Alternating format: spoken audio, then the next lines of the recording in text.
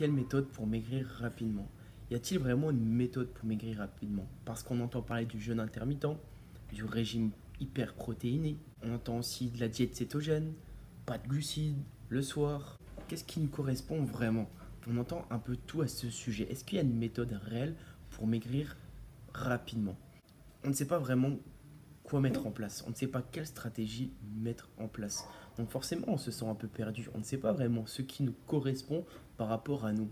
Parce qu'évidemment, on est tous différents. Et donc, notre stratégie va devoir être propre à nous-mêmes, selon notre travail, notre mode de vie, notre passé sportif, nos régimes passés. On ne peut pas avoir la même méthode partout. Donc dans cette vidéo, on va voir 3 astuces qui pourraient nous aider à maigrir rapidement. 3 méthodes intéressantes à appliquer, à mettre en place dans notre vie pour maigrir rapidement. La première, en fait, c'est de comprendre que nous ne sommes pas tous égaux.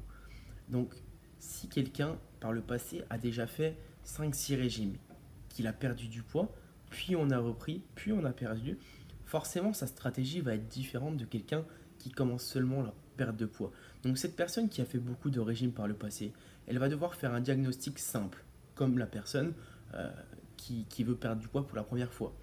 Mais sauf que cette personne qui a déjà fait beaucoup de régimes par le passé ne doit pas chercher à perdre tout de suite, ne doit pas chercher à descendre ses calories. En fait, elle va devoir chercher tout simplement à augmenter ses calories, à relancer son métabolisme.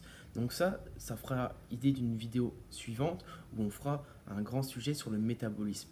Donc déjà, rien qu'en donnant 2 exemples d'une personne qui a fait des régimes dans le passé et une personne qui n'en a pas fait, on va devoir mettre en place différentes actions, différentes stratégies. Donc retenez bien ça, nous ne sommes pas tous égaux. Donc si vous voyez un programme en ligne qui vous dit vous pouvez commencer comme cela, ou une trame à suivre avec le matin des flocons d'avoine, exemple, le midi de la dinde, ce n'est pas forcément fait pour vous et fait par rapport à ce que vous faites actuellement. L'astuce numéro 2, c'est un apprentissage indispensable. Vous pouvez faire ce que vous voulez. Si vous n'apprenez pas à ce sujet, si vous ne savez pas ce que vous faites au quotidien, vous ne pourrez jamais maintenir votre perte de poids sur le long terme. Qu'est-ce qui fait qu'une personne reprend du poids après en avoir perdu beaucoup? Parce qu'on connaît tous une personne qui a perdu des dizaines de kilos, mais qui l'a repris 1, 2, 3 ans après. Ce qui fait ça, c'est le manque de connaissances, c'est le manque de l'après. Parce que perdre du poids, c'est facile. Pendant une semaine, arrêtez de manger, vous allez perdre du poids. Mais ce qui compte, c'est comment vous allez faire ensuite. Comment vous allez pouvoir réguler, comment vous allez pouvoir le tenir sur le long terme.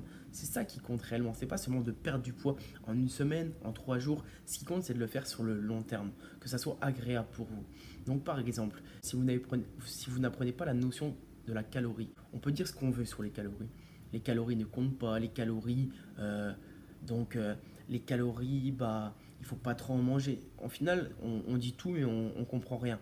Une calorie, c'est le nerf de la guerre. C'est ce qui fait qu'il va vous faire perdre du poids ou prendre du poids. Si vous êtes en déficit calorique, c'est-à-dire vous consommez moins de calories que vous en dépensez, vous perdez du poids. Inversement, vous en prenez. Donc, le tronc commun de tout ça, c'est la calorie. Donc, le but, c'est de savoir qu'est-ce qu'une calorie, comment calculer mes calories. D'accord? Donc, déjà, apprenez à ce sujet.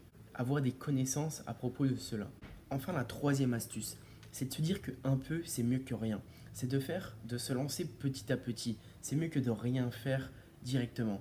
Peut-être que vous pouvez faire qu'une demi-heure de sport par semaine, c'est pas grave, faites-le. C'est mieux de faire une demi-heure que de ne rien faire en fait. C'est mieux de faire un tout petit peu chez soi que d'aller en salle si on ne peut pas, si on n'a pas les moyens. Donc, lancez-vous un petit peu.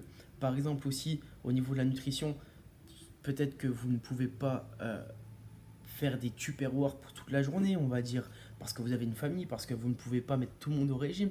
Donc faites petit à petit, peut-être ajouter une portion de légumes, ajouter une salade avant votre repas.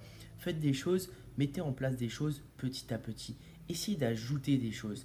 Ne cherchez pas à supprimer tout de suite, d'accord? Ajoutez des petites habitudes au quotidien. Donc ça, c'était les 3 astuces principales. En 1, se dire qu'on n'est pas tous égaux, donc agir de différentes façons. En 2, c'est qu'il faut apprendre au sujet de la nutrition, apprendre au sujet de l'entraînement, savoir ce que je peux faire pour moi en fait, selon moi, d'accord? Et en 3, c'est de se dire que je peux faire un peu. Un peu, c'est toujours mieux que rien. Ça, c'est une méthode qui marchera. C'est des méthodes qui sont efficaces. Appliquez petit à petit ces méthodes-là pourra vous faire atteindre votre objectif. Donc c'était Guillaume de Musculation Vitale. On se retrouve pour d'autres vidéos. Si vous voulez, en commentaire, je vous laisse un petit e-book d'une 20aine de pages qui vous permet d'apprendre un petit peu sur la nutrition, comment optimiser votre nutrition. C'est gratuit, vous avez juste à rentrer votre email et vous pouvez y accéder. Je vous souhaite une bonne journée, belle soirée, une bonne matinée. À bientôt.